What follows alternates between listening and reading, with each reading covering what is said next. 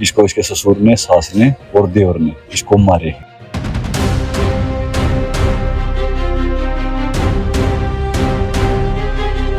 दोस्तों, आज हम बात कर रहे हैं एक ऐसी घटना की जिसने ना सिर्फ खेल जगत को बल्कि हमारे समाज को अंदर तक हिला कर रख दिया है।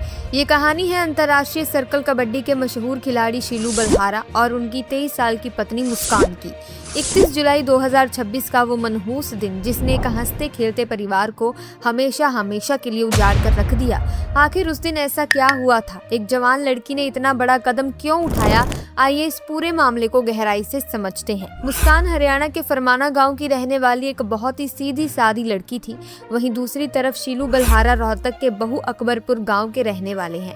शीलू कोई आम इंसान नहीं है, बल्कि वो सर्कल कबड्डी के एक बहुत बड़े और जाने माने खिलाड़ी हैं। मैदान पर उनकी फुर्ती और उनकी ताकत को देखकर लोग उन्हें प्यार से हरियाणा आला चीता कहते हैं। शीलू ने न सिर्फ भारत के अंदर बल्कि विदेशों में भी कबड्डी के कई बड़े बड़े टूर्नामेंट खेले हैं और अपने गांव का नाम पूरी दुनिया में रोशन किया है।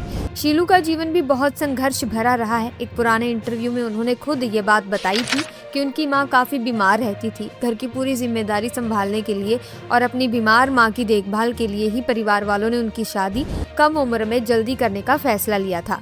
मुस्कान के परिवार का भी खेलों से बहुत गहरा नाता रहा है। मुस्कान के भाई खुद भी एक बहुत अच्छे कबड्डी खिलाड़ी हैं और वो अक्सर अभ्यास करने के लिए शीलू के घर आया करते थे। बताया जा रहा है कि घटना से कुछ दिन पहले भी उनके भाई चोट लगने के कारण अपने घर फरमाना में ही आराम कर रहे थे। इन दोनों की शादी दिसंबर 2023 में बहुत ही धूमधाम से हुई थी। दोनों परिवार इस शादी से बहुत ज्यादा खुश थे। शीलू और मुस्कान की जोड़ी को देखकर हर कोई यही कहता था कि ये एक बहुत ही परफेक्ट और सुंदर जोड़ी है। शादी के लगभग 1 साल के बाद नवंबर 2025 में उनके घर एक बहुत ही प्यारी सी खुशी आई। मुस्कान ने एक सुंदर से बेटे को जन्म दिया जिसका नाम हार्दिक रखा गया। बच्चा होने के बाद तो जैसे इस परिवार की खुशियां दोगुनी हो गई थी। सब कुछ बहुत ही अच्छा और सामान्य चल रहा था। शीलू अपने खेल और अपनी ट्रेनिंग की वजह से अक्सर घर से बाहर रहते थे। उन्हें अलग अलग राज्यों और कभी कभी दूसरे देशों में भी टूर्नामेंट खेलने के लिए जाना पड़ता था। ऐसे में मुस्कान अपने ससुराल में अपनी सास, ससुर और अपने छोटे से बेटे के साथ घर पर ही रहती थी। अब बात करते हैं उस दिन की जिस दिन ये दिल दहला देने वाली और खौफनाक घटना घटी। तारीख थी 21 जुलाई 2026। शीलू बलहारा उस समय अपने घर पर मौजूद नहीं थे। वो पंजाब में चल रहे एक बहुत बड़े कबड्डी टूर्नामेंट में हिस्सा लेने के लिए वहां गए थे। घर पर सिर्फ मुस्कान, उनके सास ससुर और उनका 11 महीने का छोटा सा बेटा था। दोपहर के करीब 3:30 बज रहे थे। मुस्कान ने अपने पिता सुखबीर जी को फोन किया। पिता के मुताबिक जब उन्होंने फोन उठाया तो मुस्कान की आवाज़ बहुत ही ज़्यादा घबराई हुई थी। वो काफ़ी परेशान लग रही थी। उसने अपने पिता से कहा कि घर में कुछ भी ठीक नहीं चल रहा है, यहाँ माहौल बहुत ख़राब है और कोई साजिश हो रही है। एक पिता होने के नाते सुखबीर जी ने अपनी बेटी को बहुत प्यार से समझाया। उन्होंने कहा कि बेटी तू शांत हो जा, तू घबरा मत, मैं बात करूँगा और सब कुछ ठीक हो जाएगा। पिता ने सोचा कि शायद घर की कोई छोटी मोटी बात होगी जो अक्सर घरों में होती रहती है, लेकिन उन्हें इस बात का बिल्कुल भी अंदाज़ा नहीं था कि ये उनकी अपनी बेटी से आखिरी बार बात हो रही है। इस कॉल के बाद पिता ने कई बार मुस्कान को वापस फ़ोन मिलाने की कोशिश की, लेकिन उधर से फ़ोन का कोई जवाब नहीं आया। घंटी लगातार बजती रही पर फ़ोन किसी ने नहीं उठाया। पिता का दिल घबराने लगा और उन्हें किसी अनहोनी का डर सताने लगा। उधर घर में शाम के लगभग 4 बज चुके थे। शीलू के पिता यानी मुस्कान के ससुर घर के आंगन में अपने छोटे से पोते हार्दिक को प्यार से खिला रहे थे। तभी घर के अंदर मुस्कान और उसकी सास निशा देवी के बीच किसी बात को लेकर बहस शुरू हो गई। गांव वालों और पड़ोसियों के मुताबिक ये बहस किसी बहुत ही छोटी सी बात पर हुई थी, लेकिन दोस्तों कभी कभी छोटी छोटी बातें इतना बड़ा रूप ले लेती हैं कि इंसान सोचने और समझने की अपनी पूरी ताकत खो बैठता है। इस बहस के बाद मुस्कान बहुत ज्यादा गुस्से और दुख में ऊपर की मंजिल पर बने अपने कमरे में चली गई और अंदर से दरवाजा कस के बंद कर लिया। काफ़ी समय बीत गया। पूरे घर में एकदम सन्नाटा छा गया। जब काफ़ी देर तक मुस्कान कमरे से बाहर नहीं आई और उसकी कोई भी आवाज़ नहीं सुनाई दी तो घर वालों को थोड़ी चिंता होने लगी। सास और ससुर ने ऊपर जाकर कमरे का दरवाज़ा खटखटाया। उन्होंने कई बार आवाज़ लगाई, दरवाज़ा पीटा, लेकिन अंदर से कोई भी हलचल नहीं हुई, कोई जवाब नहीं आया। जब बहुत देर तक दरवाज़ा नहीं खुला तो परिवार वालों की घबराहट बहुत ज़्यादा बढ़ गई। उन्होंने तुरंत आस पड़ोस के लोगों को मदद के लिए आवाज़ लगाई। पड़ोसियों ने आकर फिर से दरवाज़ा खटखटाया, लेकिन जब दरवाज़ा खोलने का कोई भी रास्ता नहीं बचा तो सबने मिलकर उस दरवाजे को ज़ोर से धक्का देकर तोड़ दिया। दरवाज़ा टूटते ही जो नज़ारा सबके सामने आया उसने हर किसी के पैरों तले ज़मीन खिसका दी। कमरे के अंदर का वो दृश्य इतना खौफनाक और डरावना था कि देखने वालों की रूह कांप गई। मुस्कान फंदे से लटकी हुई थी। पूरे घर घर में एक झटके में चीख पुकार मच गई। जो सास से ससुर अभी कुछ देर पहले तक अपने पोते को खिला रहे थे, उनके सामने उनकी बहू की लाश लटक रही थी। हर कोई गहरे सदमे में था कि आखिर ये अचानक क्या हो गया। आनंद फानन में तुरंत पुलिस को खबर दी गई। पुलिस की टीम बिना कोई देरी किए तुरंत मौके पर पहुंच गई। उनके साथ फॉरेंसिक टीम भी थी जो बारीकी से सबूत इकट्ठा करने का काम करती थी। एसएचओ जसवीर सिंह ने बताया कि सूचना मिलते ही टीम मौके पर पहुंची थी। दरवाजा दोनों तरफ से बंद था, इसीलिए उसे तोड़ना पड़ा था। कमरे के अंदर से कोई भी लिखा हुआ सुसाइड नोट नहीं मिला है। पुलिस ने आते ही सबसे पहले उस कमरे को सील कर दिया ताकि कोई भी सबूत खराब ना हो पाए। फॉरेंसिक साइंस लैब की टीम ने वहां से पंखे के कुछ हिस्से, मुस्कान का मोबाइल फोन और कमरे में रखी कुछ अन्य जरूरी चीजों के सैंपल लिए। शाम के करीब 7:15 बजे पुलिस ने मुस्कान के शव को अपने कब्जे में लिया और उसे पोस्टमार्टम के लिए रोहतक के पीजीआई अस्पताल भेज दिया। जैसे ही ये दर्दनाक खबर मुस्कान के मायके वालों यानी फरमाना गाँव में पहुंची, वहाँ तो कोहराम ही मच गया। मुस्कान के माता पिता, भाई और बाकी सारे रिश्तेदार रोते बिलखते हुए तुरंत अस्पताल और शीलू के गांव पहुंच गए। वहां पहुंचते ही दोनों परिवारों के बीच बहुत ही तीखी बहस शुरू हो गई। मायके पक्ष ने घर के बाहर समर्थन भी किया। महिलाओं का रो रो कर बुरा हाल था।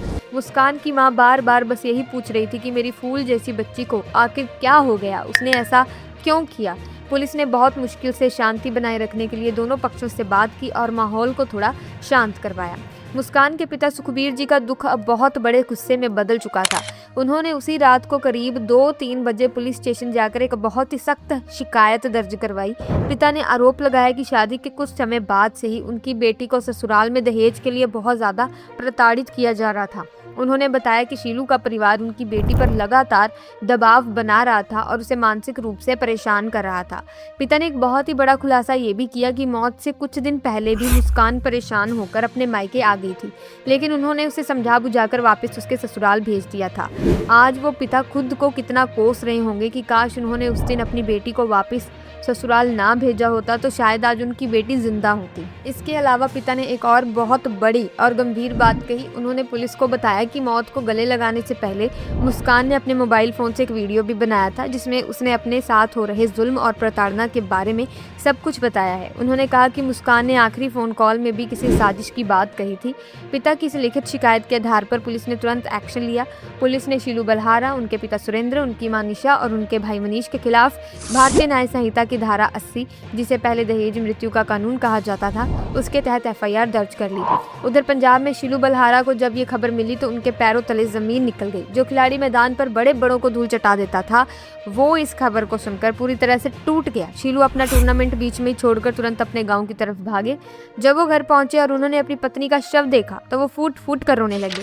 जिस इंसान के साथ उन्होंने अपनी पूरी जिंदगी बिताने के सपने देखे थे, वो अब इस दुनिया में नहीं थी। पुलिस ने शीलू को भी पूछताछ के लिए थाने बुलाया। शीलू ने पुलिस के हर सवाल का जवाब दिया और जांच में पूरा सहयोग करने की बात कही। पुलिस ने नियम के अनुसार 24 घंटे की पूछताछ के बाद शीलू और उनके परिवार को छोड़ दिया, क्योंकि अभी तक पूरी जांच खत्म नहीं हुई है और पक्के सबूत सामने नहीं आए हैं।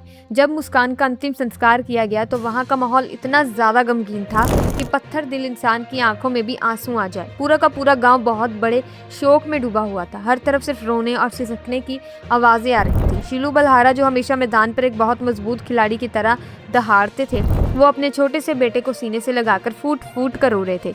उन्होंने अपनी पत्नी के शव को गले लगाकर बहुत आंसू बहाए।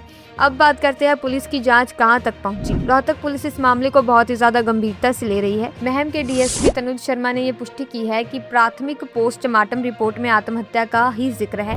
3 बड़े डॉक्टरों की टीम ने मुस्कान का पोस्टमार्टम किया है। शुरुआती रिपोर्ट में यही बताया गया है कि मौत फांसी लगाने की वजह से हुई है। शरीर पर किसी तरह की कोई बाहरी चोट के पक्के निशान अभी तक साफ नहीं हुए हैं। हालांकि कुछ लोगों ने पुरानी चोटों की बात फैलाई, लेकिन असली सच और विस्तृत रिपोर्ट विसरा जांच के बाद ही पूरी तरह से साफ हो पाएगी। रोहतक के एसपी गौरव राज पुरोहित ने भी साफ तौर पर कहा कि ये मामला बहुत ही ज्यादा गंभीर है और इसकी जांच हर पहलू से बहुत ही बारीकी से की जा रही है। उन्होंने कहा कि पुलिस किसी भी दबाव में आए बिना पूरी पारदर्शिता के साथ इस केस की जांच कर रही है और किसी के साथ कोई पक्षपात नहीं होगा। दोनों पक्षों के बयान दर्ज किए जा रहे हैं और पड़ोसियों से भी लगातार पूछताछ की जा रही है ताकि उस दिन का पूरा सच सामने आ सके। एसपी साहब ने साफ कर दिया है कि पुलिस सिर्फ और सिर्फ सबूतों के आधार पर ही आगे की कार्रवाई करेगी। इस पूरे मामले में मुस्कान का मोबाइल फोन ही सबसे बड़ा गवाह है। फोरेंसिक लैब में फोन की कॉल डिटेल और डिलीट किए गए वीडियो की बारीकी से जांच हो रही है। यही डिजिटल सबूत तय करेगा कि ये महज एक घरेलू झगड़े का नतीजा था या फिर दहेज प्रताड़ना की कोई गहरी साजिश। इस घटना ने दो गाँवों को भी बांट दिया है। एक तरफ फरमाना गाँव के लोग इसे हत्या बताकर सड़कों पर अपनी बेटी के लिए इंसाफ मांग रहे हैं, वहीं बहू अकबरपुर के लोग शीलू के समर्थन में हैं। उनका मानना है कि शीलू बेकसूर है और ये सिर्फ घर की औरतों के बीच हुई एक छोटी सी कहासुनी थी। पंचायतें भी बीच बचाव में लगी हैं, लेकिन अब फैसला पूरी तरह से पुलिस और कानून के हाथ में है। दोस्तों, कानूनी लड़ाई और पुलिस की जांच के बीच उस 11 महीने के मासूम हार्दिक का क्या होगा, जिसके सिर से हमेशा के लिए माँ का साया उठ गया। उस छोटे से बच्चे को तो मौत का मतलब भी नहीं पता, उसे तो बस रोने पर अपनी माँ की गोद चाहिए। ये दर्दनाक घटना हमारे समाज के लिए एक बहुत बड़ा सबक है। आज के समय में लोगों में सहनशीलता बहुत कम हो गई है। कोई भी परेशानी जिंदगी से बड़ी नहीं होती, इसलिए अगर मन में कोई बात या घुटन हो तो अपनों से खुलकर बात करें। फिलहाल पुलिस जांच कर रही है। जब तक मोबाइल की फोरेंसिक और फाइनल पोस्टमार्टम रिपोर्ट नहीं आ जाती, किसी को भी पूरी तरह मुजरिम मान लेना गलत होगा। अगर सच में प्रताड़ना हुई है तो कड़ी सजा मिले, लेकिन अगर ये सिर्फ घरेलू झगड़े का दुखद अंत है तो बिना सच जाने एक बेकसूर खिलाड़ी की जिंदगी बर्बाद ना हो, हम यही कहेंगे। वहीं उम्मीद है कि आपको इस घटना से सीखने को बहुत कुछ मिला होगा। अपने घर का माहौल हमेशा अच्छा रखें, अफवाहों से बचें और वीडियो को लाइक करें, शेयर करें, चैनल को सब्सक्राइब करें। धन्यवाद।